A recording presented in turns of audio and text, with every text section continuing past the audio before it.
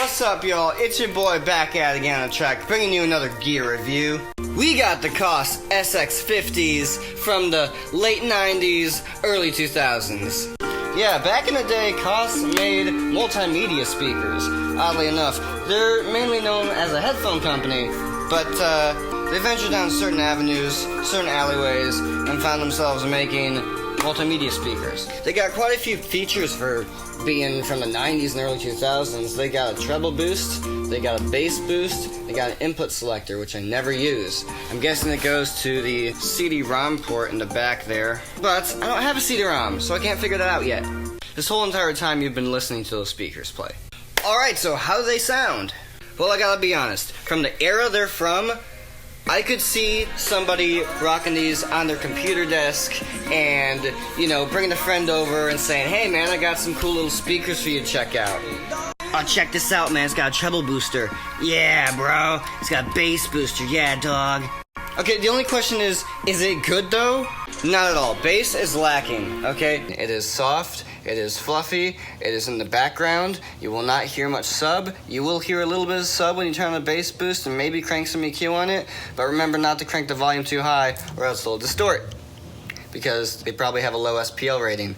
But Koss wasn't here to manufacture speakers all the time. They were here to manufacture headphones. If you do turn the bass up and press the bass boost, the treble gets squashed a little bit, as you would assume. You know, the sound has to compensate here and there, especially for late 90s, early 2000s build quality.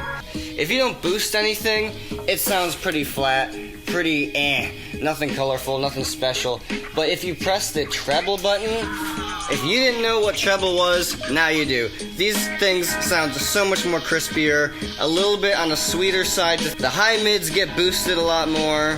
And then, if you add the bass boost along with it, the speakers actually sound like they have a little bit of potential to them. Now obviously they ain't gonna kick like my Yamaha YST SC11s, but you know what, for sitting on a desk back in the day, I'd be happy with these, I'd be content.